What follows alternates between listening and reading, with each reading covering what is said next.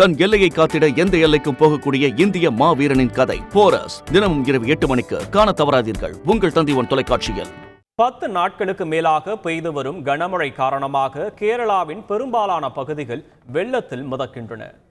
கேரள மாநிலம் கொல்லம், எர்ணாகுளம், கோட்டயம், பத்தனம்திட்டா, ஆலப்புழா உள்ளிட்ட மாவட்டங்களுக்கு மஞ்சள் எச்சரிக்கை விடப்பட்டுள்ள நிலையில் கனமழை கொட்டி வருகிறது. கொச்சி, எர்ணாகுளம், ஆலப்புழா உள்ளிட்ட பகுதிகள் வெள்ளக்காடாக காட்சியளிக்கிறது. வேளாண் நிலங்கள், சாலைகள், ரயில் தண்டவாளங்கள் மற்றும் குடியிருப்பு பகுதிகளை வெள்ள நீர் சூழ்ந்துள்ளதால் மக்களின் இயல்பு வாழ்க்கை முற்றிலும் முடங்கியுள்ளது. வேங்கூர், ஐகாரக்குடி பகுதியில் குளிப்பதற்காக தண்ணீரில் இறங்கிய 10ஆம் வகுப்பு மாணவன் மழை நீரில் மூழ்கி உயிரிழந்தது சோகத்தை ஏற்படுத்தியுள்ளது. திருவனந்தபுரத்தில் மழை தொடருவதால் அருவிக்கரை அணையில் கூடுதல் தண்ணீர் வெளியேற்றப்படுவதாக அரசு தெரிவித்துள்ளது. மேலும் பாதுகாப்பு காரணங்களுக்காக பெரும்பாலான சுற்றுலா தலங்களும் மூடப்பட்டுள்ளன.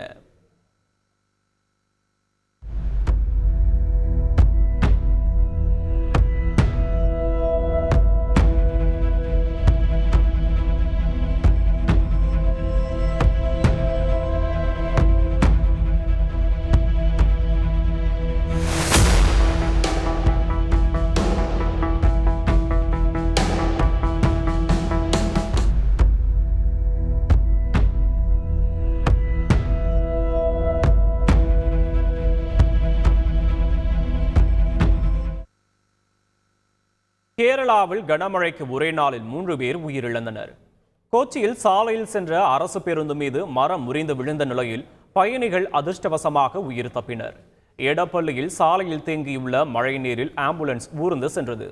கொச்சி, திருவனந்தபுரம், கொல்லம் உள்ளிட்ட பகுதிகளில் உள்ள பெரும்பாலான சாலைகள் வெள்ளக்காடாக காட்சியளிப்பதால் போக்குவரத்து முற்றிலும் முடங்கியுள்ளது.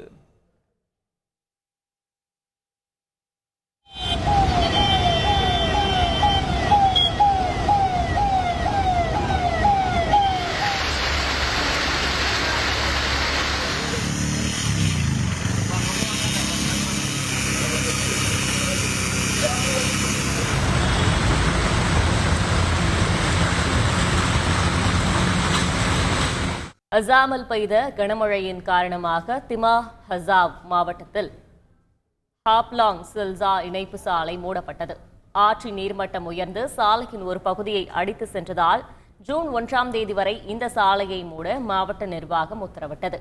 மோசமான வானிலை காரணமாக மாநிலத்தின் பல்வேறு பகுதிகளில் பலத்த காற்று மற்றும் கனமழையால் ஒருவர் உயிரிழந்ததுடன் 17 பேர் காயமடைந்துள்ளனர்.